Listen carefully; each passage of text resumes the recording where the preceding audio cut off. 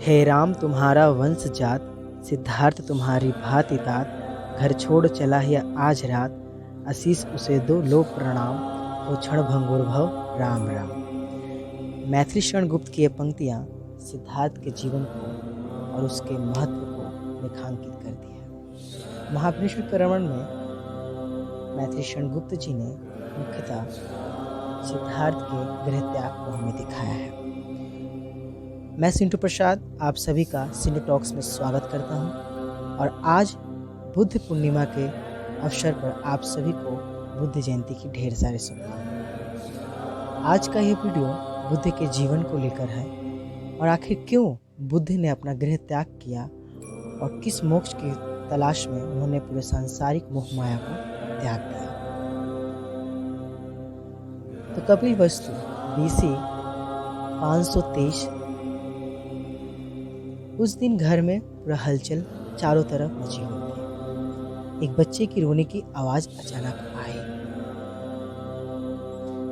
यह बच्चा कोई और नहीं गौतम बुद्ध थे।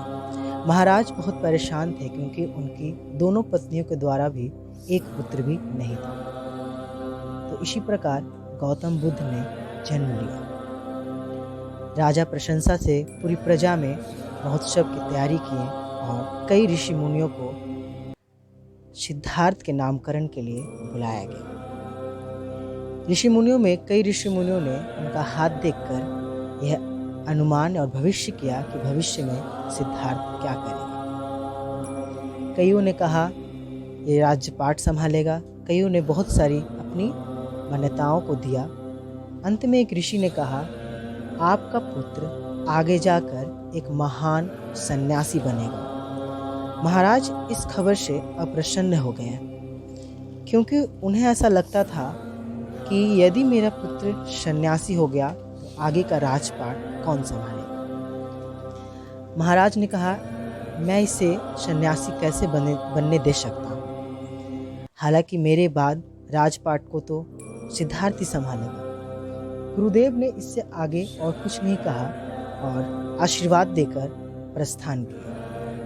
महाराज इस विषय पर कईयों से राय परामर्श किए कि आखिर मैं क्या कर सकता हूँ। यदि सिद्धार्थ सन्यासी बन जाए तो मैं कैसे जीवन व्यतीत करूँ। गुरुदेव ने महाराज से और एक विशेष बात कही थी जिसके कारणवश सिद्धार्थ सन्यासी बनने वाले थे।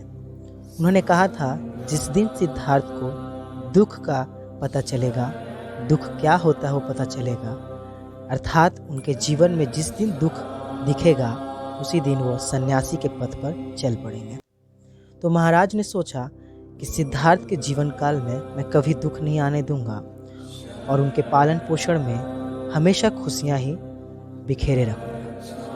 तो चारों तरफ सिद्धार्थ के नौकर चाकर, नृत्य, जो भोजन चाहिए वो कभी भी महाराज सिद्धार्थ को दुखी नहीं होने दिए। इसी के साथ आगे चलकर यशोधरा नामक स्त्री से उनका विवाह हो गया और कुछ समय उपरांत उनका एक पुत्र हुआ जिनका नाम राहुल रखा गया। एक दिन गौतम बुद्ध की इच्छा राज्य में घूमने की हुई। उन्होंने महाराज से कहा पिताजी मैं थोड़ा राज्य घूमना चाहता हूँ। महाराज को चिंता हुई क्योंकि उन्हें पता था कि जब सिद्धार्थ राज्य में जाएगा तो उसे कई दुखों का सामना करना पड़ेगा। उनके सामने कई दुख दिख सकते हैं क्योंकि गुरुदेव ने कहा था कि जिस दिन वो दुख को देखेगा उस दिन वो सन्यासी बन जाएगा। तो महाराज ने सिद्धार्थ के राज्य में जाने के पहले ही सभी दुखी व्यक्तियों को वहाँ से हटा दिया। गौतम जब रास्ते में चल रहे थे तभी उन्हें एक बूढ़ा व्यक्ति दिखा। उन्होंने सारणी से पूछा कि ये कौन है। सारणी डर गया क्योंकि महाराज ने उसे इजाज़त नहीं दी थी कि दुख का अंदाजा सिद्धार्थ को लगे। तब सिद्धार्थ ने कहा मैं आज्ञा देता हूँ तुम बोलो। तब वो सारणी ने कहा यह एक वृद्ध व्यक्ति है। जीवन में समय के साथ सभी को एक ना एक दिन वृद्ध होना है। कुछ दूर आगे जब चले तब वहाँ एक और व्यक्ति दिखा जो कष्ट से, पीड़ा से अपनी पुकार लगा रहा था। उसके हाथ पांव में पट्टी लगे हुए थे। सिद्धार्थ ने फिर सारणी से पूछा, यह कौन है, यह क्यों चिल्ला रहा है?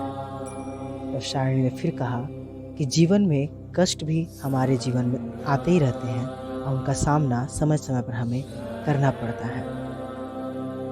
अंत में रास्ते में उन्हें राम राम सत्य के साथ एक व्यक्ति को 4 कंधे पे ले जाया जा रहा था। सिद्धार्थ ने पूछा, यह कौन है और यह इन्हें ऐसे कहाँ ले जाया जा रहा है? तो सारणी ने कहा, यह संसार का सत्य है महाराज। जीवन में हर एक को एक ना एक दिन शमशान के उस आखिरी रास्ते में जाना ही पड़ता है जहाँ जीवन का अंत होता है।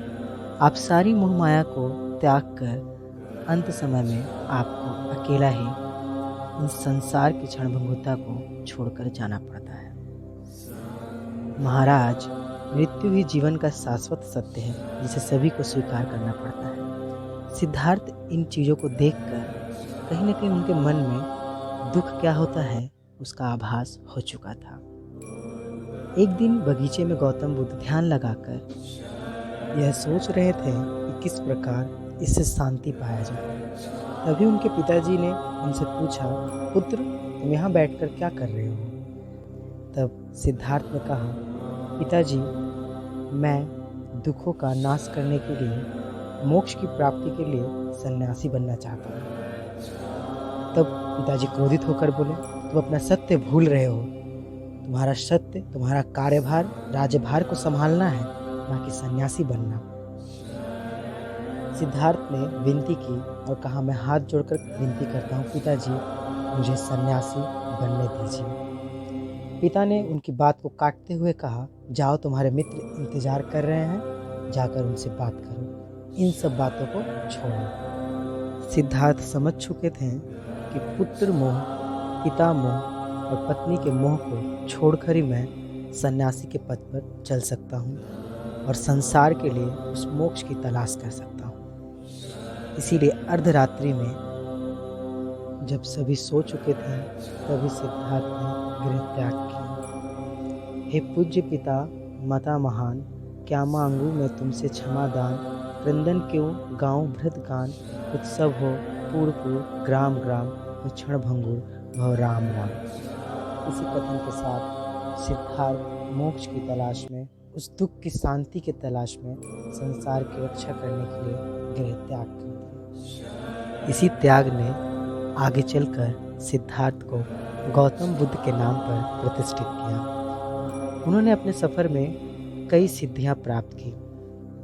बुद्ध ने अपने जीवन काल में अपने आदर्शों और प्रेरणाओं द्वारा मनुष्य को एक नई दिशा दिखाई। आज बुद्ध भारत में नहीं पूरे विश्व में जाने जाते हैं और उनके आदर्श की चर्चा पूरा विश्व करता है। इसी प्रकार गौतम बुद्ध का जीवन काल अद्भुत है, जिनके बारे में हम जितना भी जान ले वह कम है। बुद्ध ने अपने अंतिम क्षणों में भी अपने शिष्यों को ज्ञान देते हुए कहा, मेरे पुत्रों, मैं इस संसार में मानवता का पाठ पढ़ाने आया था। मुझे लोग पूछते हैं, मुझे ईश्वर कहा है, परंतु ईश्वर तो हर जगह है, हर प्राणी में, हर माताओं में उसका संचार है। मैंने मानवता के लिए अपना जीवन अर्पण किया। इसके बाद गुरुदेव नहीं, ऐसा कभी मत समझना। मेरा पठन पाठन सदैव तुम्हें गुरु स्थान दिखाएगा। उसे याद रखना, जीवन के प्रत्येक क्षणों में कार्यरत रहना, हर बात सत्य से करो, धर्म की शुद्धता, भाषा की शुद्धता तथा हर कार्य में सत्य का प्रमाण दिखाना, और जो कुछ भी मैंने सिखाया उसे जीवन में याद रखना, उस मार्ग पर चलना, यही मेरी इच्छा है। सभी शिष्यों के आंखों में आंसुओं की धारा बह रही थी। इन्हीं शब्दों के साथ बुद्ध ने अपनी आखिरी सांस ली। तो कुछ इस प्रकार था सिद्धार्थ से गौतम बुद्ध बनने तक का सफ़र। आज के वीडियो में मैंने गौतम बुद्ध के एक छोटे से अंश के बारे में ही चर्चा किया है, क्योंकि गौतम बुद्ध का जीवन संसार बड़ा ही व्यापक है, जिसके बारे में जितनी चर्चा की जाए उतना कम है। अगर आज का वीडियो आपको अच्छा लगा हो तो लाइक कीजिए, सब्सक्राइब कीजिए और बेल आइकन बटन को जरूर दबा दीजिए। और कोई नया वीडियो है तो सबसे पहले आपके पास जाना चाहिए। और अगर ऐसे ही महान व्यक्तियों के बारे में आपको सुनने को अच्छा लगता है तो कमेंट बॉक्स में जरूर लिख के बताइए, मैं उस पर जरूर वीडियो बनाऊंगा। Think positive, be positive. Mask पहनते रहिए, कोरोना से बचते रहिए। धन्यवाद।